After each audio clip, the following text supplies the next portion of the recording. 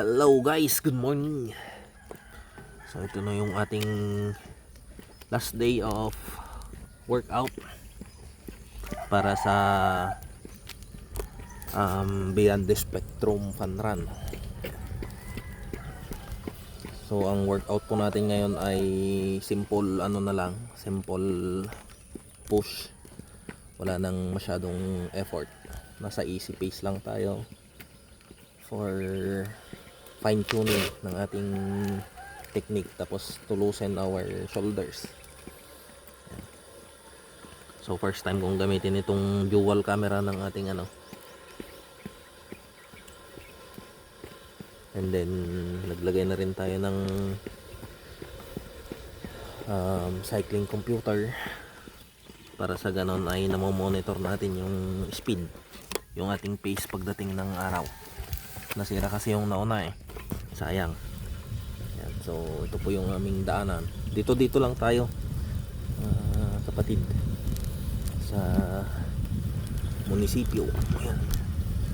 So hindi na ako nag-stretching, bali ko na lang muna smooth lang na push. Dito na lang sa upuan. Dito na lang ako sa wheelchair mismo magano. So okay naman pala yung yung hindi masyadong nakasentro yung video kasi wala tayong pagpwestuhan So ang speed natin ngayon ay 6 5 to 6 ayan, 5 to 7 ganyan. So i-try natin mamaya medyo pero ngayon lang muna, warm up siguro magwa 1 kilometer muna tayo o kaya 1.5 bago tayo mag full time ay full So ito yung bahay ni Mayora namin. Yan. Sa compound niya tayo. And then iikot tayo dito sa may DA. Ayan o.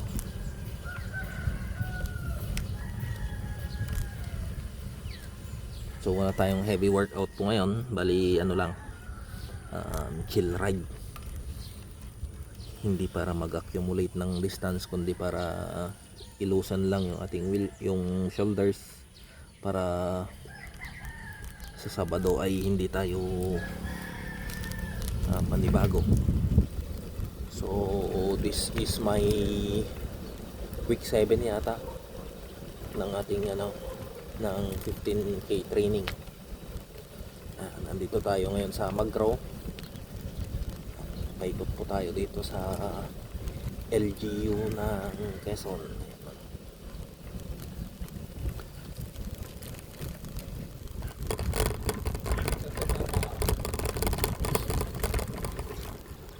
So yun, daanan natin yung aking classmate.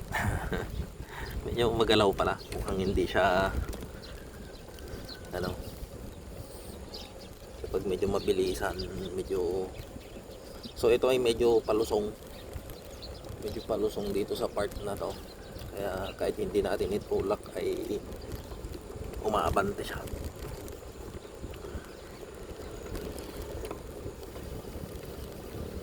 Medyo matagal-tagal na rin tong wheelchair ko na ito. So ang speed niya ay 14, 13. Pero maganda rin meron tayong monitoring ng ating distance. Sa isang wheelchair user, ang pinaka kailangan protektahan kapag ganito is yung shoulder. Kaya minsan hindi rin advisable ang masyadong heavy na workout. So dito na tayo sa main road. Pero dahil umaga, wala pang munang mga so it's early in the morning. Parang 5 o'clock yata ngayon. So ikot tayo ulit dito. So ito ay aakyat ulit doon sa pinanggalingan natin. Ngayon ang medyo challenging part. Medyo paakyat ito. So slow pace lang tayo. Hindi kailangang mabilis, hindi rin kailangang masyadong yung easy pace lang.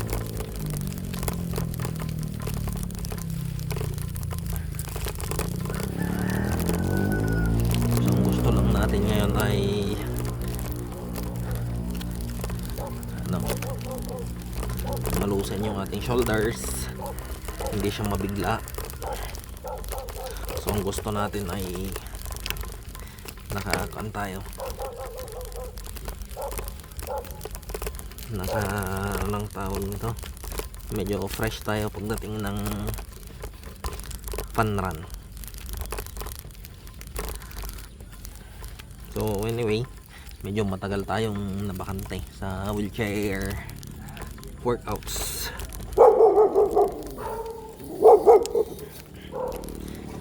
Medyo challenging din talaga kapag wala kang kasama, but for now medyo masisipag yung ating mga pamangkin, kaya yun, nakapag-workout tayo paminsan-minsan.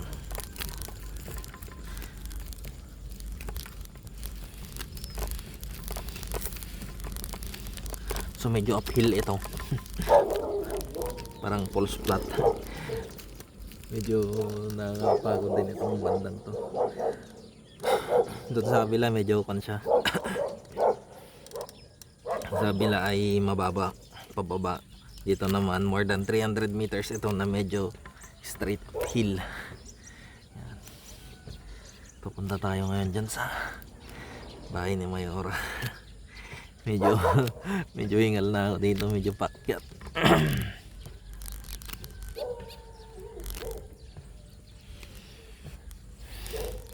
So tumatakbo lang tayo ng 3 kilometers per hour dito. Anyway, kaya naman natin i-increase ito, pero dahil nga ang workout natin ngayon ay yung ano lang, PC.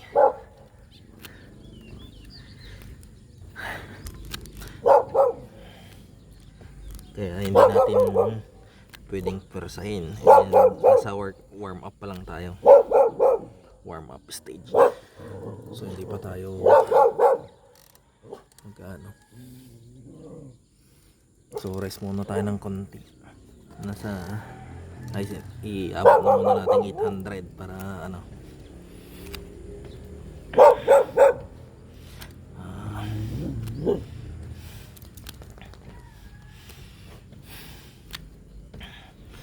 Okay, 15 meters to go bago mag 800, bago tayo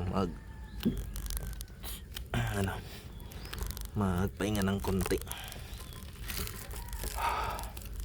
So yan, rest muna kasi doon kay Mayora medyo mataas ang kon nun.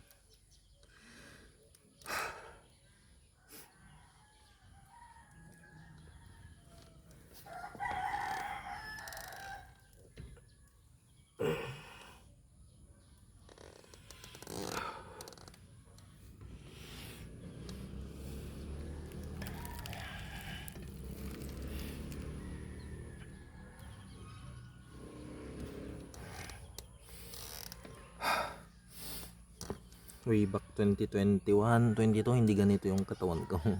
Ngayon medyo masyado ng ano. Yan, medyo malaki na yung tiyan. Sa mga nagtatanong kung bakit masyado pong maliliit yung mga wheelchairs na ganito. Yun po talaga yung kanyang design, kasi kapag masyadong malawak o kaya maluwag, maraming nasasayang na effort. So the same goes sa wheelchair na ginagamit ko ng daycare daily. Minsan napagkakamalan na pang bata daw yung wheelchair, pero ano, yun talaga yung purpose niya. Mas pinaliit yung sakto lang yung kasya, para sa ganun ay ano, ma-maximize yung ating pagtulak. Medyo pakyat na dito kay Mayora. Medyo mabagal na tayo dito.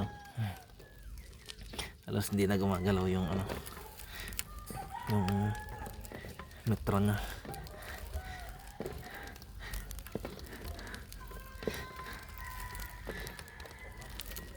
Parang nasa 100 meters din ito na ano, na hindi ko alam kung anong gradient nito.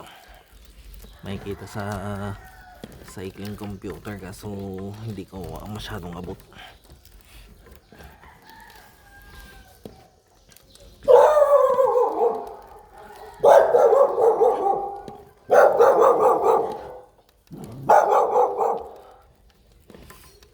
aso.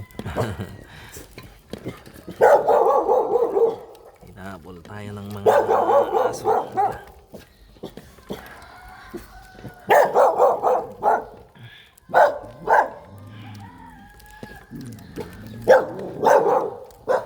So mabilis yung workout lang ito, mga siguro nasa 30 minutes.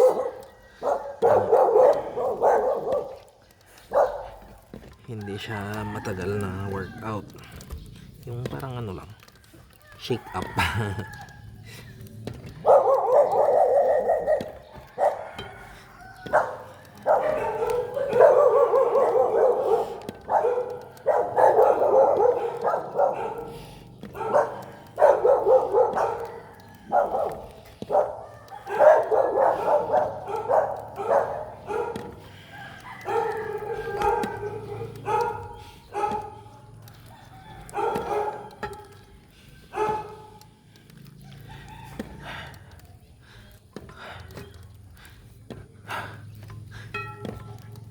Medyo nakakapagod umakyat. Halos hindi gumaganaw yung kanya kilometers per hour.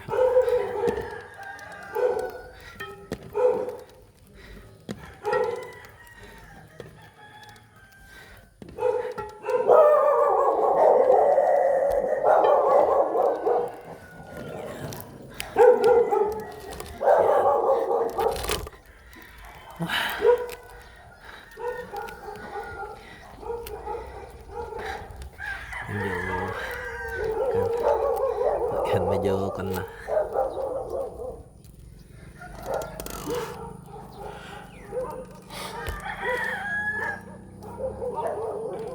So yung gray naman ay yung brown naman na aso na yan ay aso namin.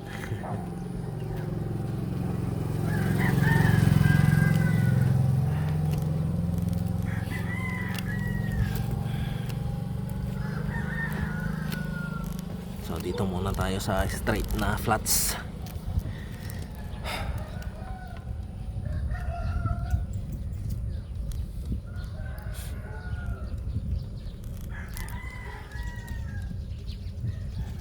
Dapat dun pala sa hindi natatagtag natin ilagay yung ano, yung,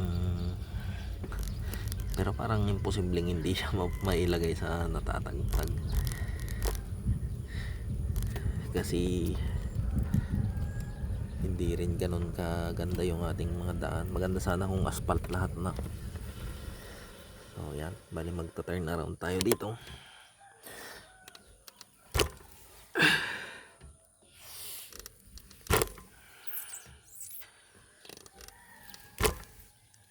Parang ang haba nito ay ano, i-check natin kung gaano kahaba to. So this is 9:45. Tingnan natin kung ang parang nakasanayan ko, parang kino-consider ko tong 200 pero ngayon mame-measure natin. Yan. Easy pace lang tayo.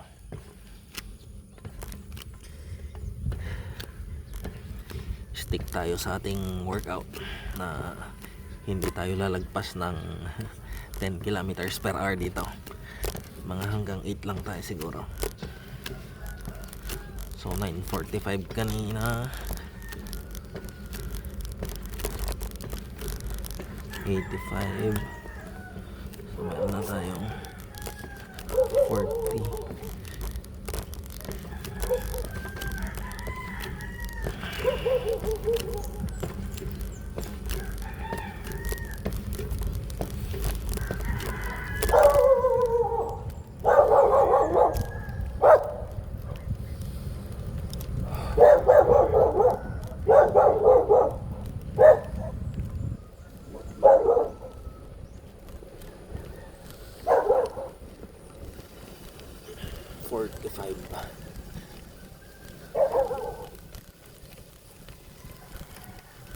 Parang kwan lang mga kapatid.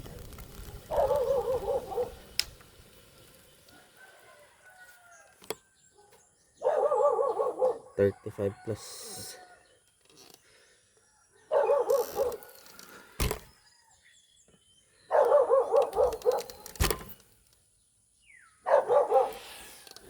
$100. 30 plus 65. Ay, oh.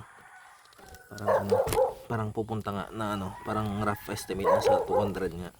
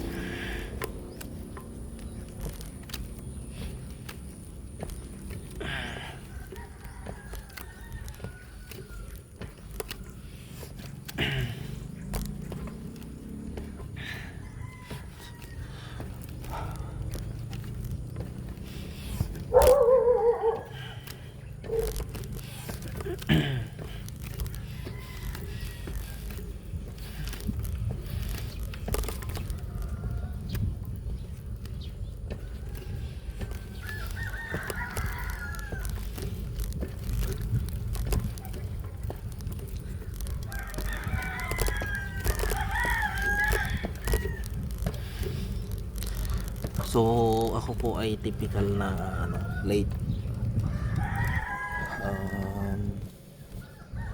paano nang tawag nun, hindi ako good starter. Kailangan ko munang mga pagpapawis, ganun. Usually nakukuha ko yung pacing ko talaga after 3 to 4 kilometers.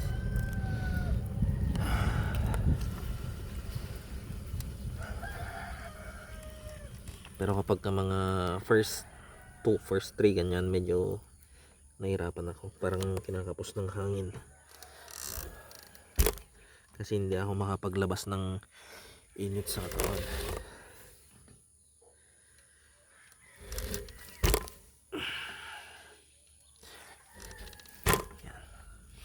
So balik-balik lang tayo dito. Ang hassle lang kapag ganitong pabalik-balik, medyo natatagtag yung aking ano, yung aking fork. Tsaka kaya lumalawag minsan yung kanyang compensator.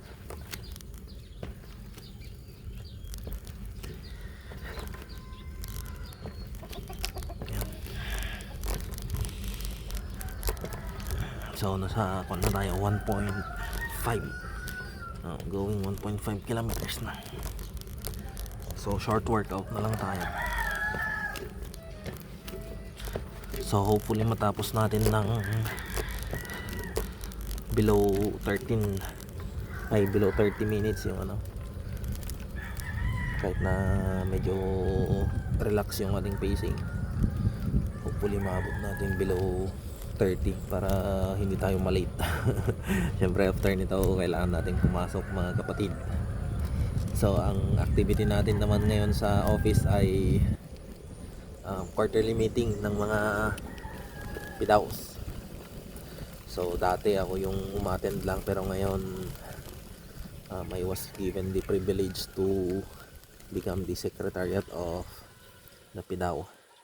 And syempre gusto kong magpasalamat sa ating butihing gobernador for giving me the opportunity para maging bahagi ng kanyang inklusibong paggogobyerno.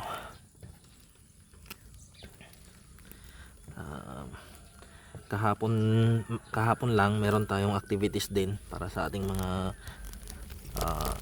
kapatid na merong hearing impairment. So meron tayong 28 na beneficiaries na nabigyan ng ano, financial assistance na gagamitin naman nila pambayad sa kanilang mga ano, hearing aid. Nung nakaraang mga ano 2 weeks yata. So nabigyan ulit sila ng ano 25 naman. So all in all parang nasa 53 na yung ating nabibigyan ng financial assistance galing sa fund ng ating butihing gobernador. So mapalad ang ating probinsya dahil bigyan tayo ng isang leader na binibigyan ng pansin ang mga nasa PWD community.